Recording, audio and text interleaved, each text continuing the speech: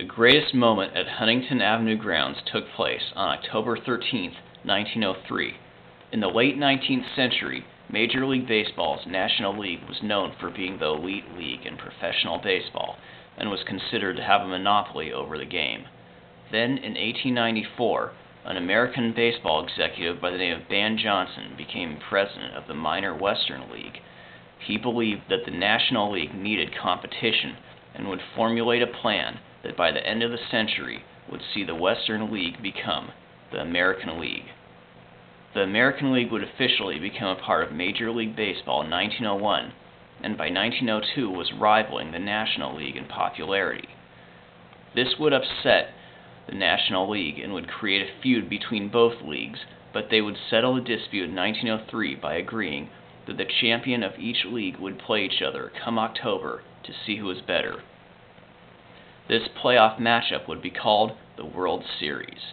The 1903 matchup would pit the American League champion Boston Americans, who would eventually become the Red Sox, against the National League champion Pittsburgh Pirates, with this series being the start of both clubs becoming storied franchises, and the series would be decided by who could win 5 games out of 9. The first 3 games of the series would be held in Boston, where the Pirates would take 2 out of 3. When the series shifted to Pittsburgh, an Americans fan club known as the Royal Rooters followed to support their team.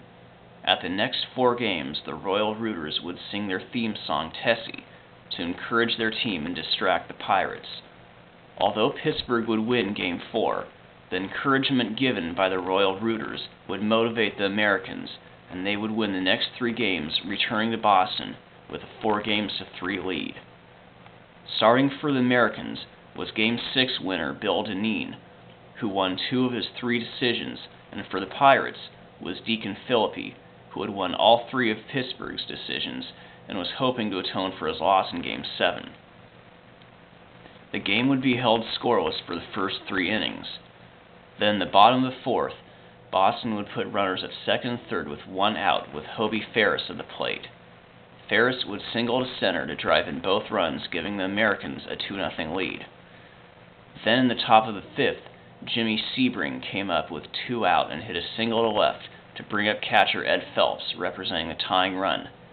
Phelps hoped to atone for his fielding miscue in the 4th, which helped lead to Boston's 2 runs, but Dineen would strike him out. The Pirates would get another chance in the top of the 6th when Philippi led off with a single, bringing up Ginger Beaumont. Dineen would strike Beaumont out, and catcher Lou Krieger would pick Philippi off first base. The pickoff would prove costly because Fred Clark would then hit a single, and instead of there being 2 runners on with just 1 out, Tommy Leach would come up with only a runner at first with 2 outs, and he would fly out to end the inning. The Americans would tack on another run in the bottom of the 6th on an RBI single by Hobie Ferris to take a 3-0 lead, and with 9 outs to go, it looked like the first World Championship was going to belong to Boston. Bill Dineen would go the distance, holding the Pirates hitless for the final 3 innings, and with 2 outs in the 9th, the crowd of 7,455 was ready to celebrate. Dineen would strike out future Hall of Famer Honus Wagner to clinch the title for Boston, making the Americans winners of the first official World Series, and showing that in 1903, the American League was the best league in baseball.